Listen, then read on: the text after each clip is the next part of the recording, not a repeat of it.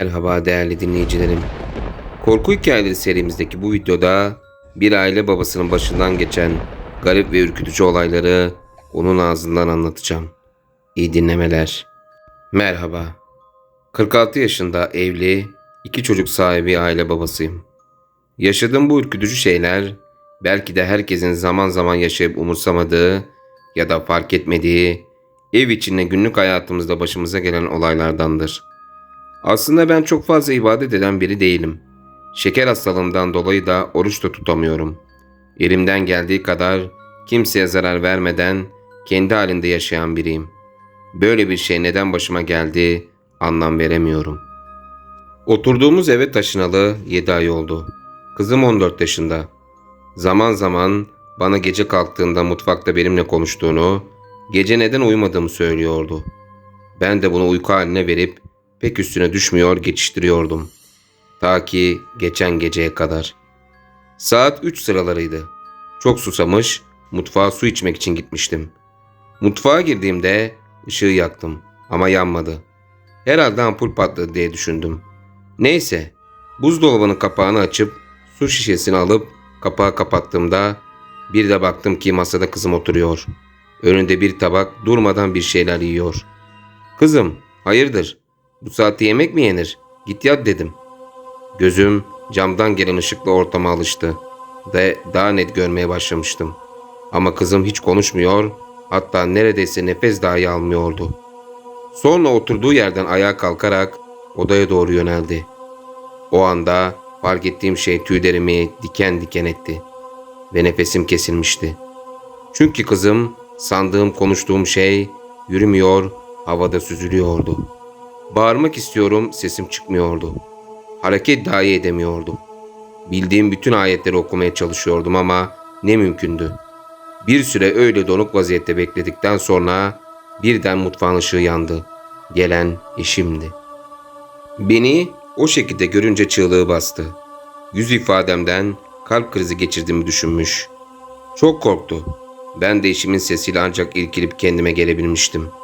Eşim, "Bu halin, bu sıra şekli ne? Ne oldu sana?" diye sordu. Hiç diyebildim sadece. Kızımın odasına gidip kontrol ettiğimde yatağında uyumaktaydı. O gece neredeyse sabah namazına kadar gözümü dahi kırpmamıştım. Sabah kızıma, "Beni mutfakta gördüğünü söylediğin gecelerde benimle hiç konuştun mu?" diye sorduğumda, "Baba, senin olmadığını biliyorum. Ama anlatsam bana inanmayacağınız için söylemedim. Bu evde bizimle yaşayan başka bir varlık daha var. Demek ki sen de gördün," dediğinde içim ürpermişti. "Annene bundan sakın bahsetme," dedim. Yine günlerden bir perşembe gecesi eşim ve kızım yatmış, ben de ışığı söndürmüş salonda televizyon izliyordum. Birden odanın balkon tarafına bakan penceresinde biri belirdi. Havada durduğu kesindi. Sanki sallanıyor gibiydi. Sadece bana doğru ele benzer bir uzuv uzattı. O anda oturduğum yerden havalandığımı ve camın açıldığını hissettim. "Ya Rabbi, bu ne?" diyordum. "Beni nasıl bir şeyle sınıyorsun?"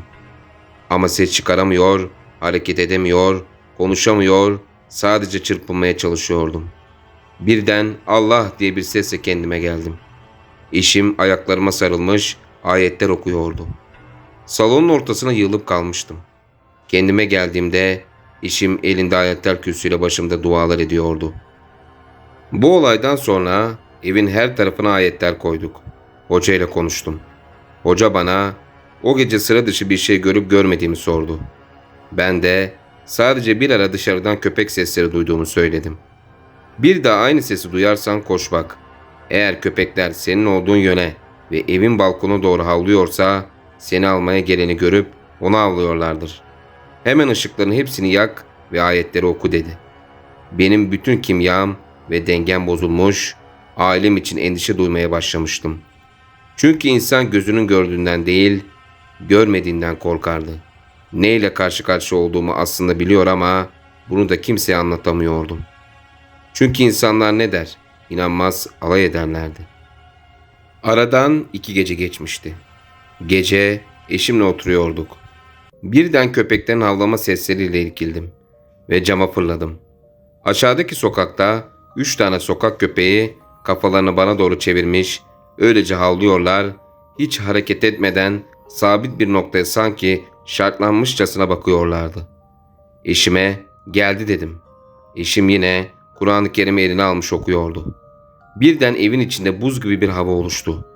Korkunç bir ürperti ve üşüme ile birlikte bütün perdenin hareket ettiğini gördük. Allah Allah diye haykırmaya başladık ve birden odadan gölge şeklinde çıkıp gittiğini gördüm.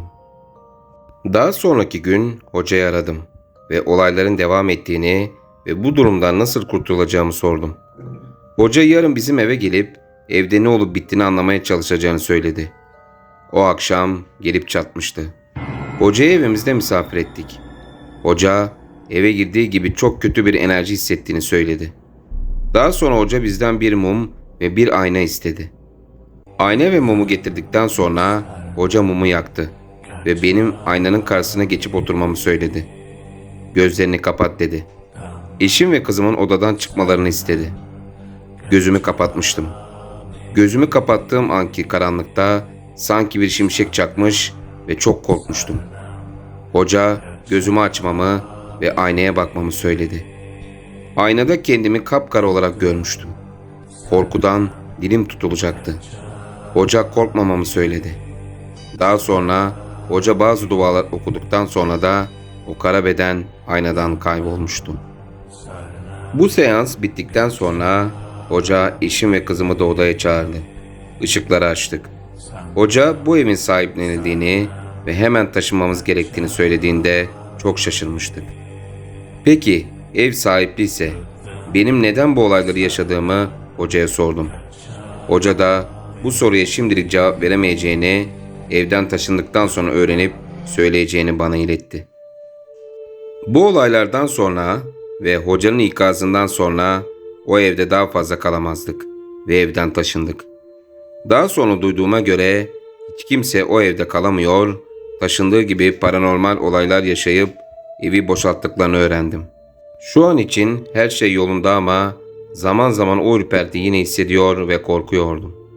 Namaza başlamıştım. Günler sonra hoca sorduğum soruyu cevapladı ve bu durumun imanın zayıflamasıyla alakalı olduğunu, Allah yolundan uzak kalıp ibadet etmediğimden dolayı musallata uğradığımı söyledi. Evin sahipli olduğu için ilk hedefinin bu yüzden ben olduğumu söylemişti. Tabii ki bu hocanın yorumuydu. Hiçbir zaman bunun tam sebebini ya da ne olduğunu asla öğrenemeyeceğim ama çok kötü bir tecrübe yaşamıştık. Allah hepimizi bilinen ve bilinmeyen ve görünen ve görünmeyen her türlü şer ve kötülüklerden korusun. Değerli dinleyicilerim, bir gerçek yaşanmış korku hikayesinin de sonuna geldik. Sizler bu hikaye hakkında neler düşünüyorsunuz? Yorumlara yazın. Kanalıma henüz abone olmadıysanız abone olup videoyu beğenerek bana destek olabilirsiniz.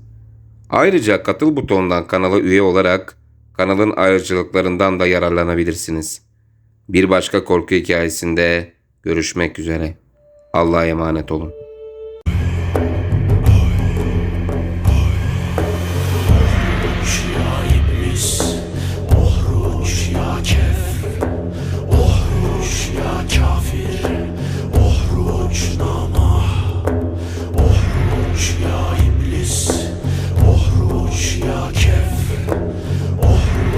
Ya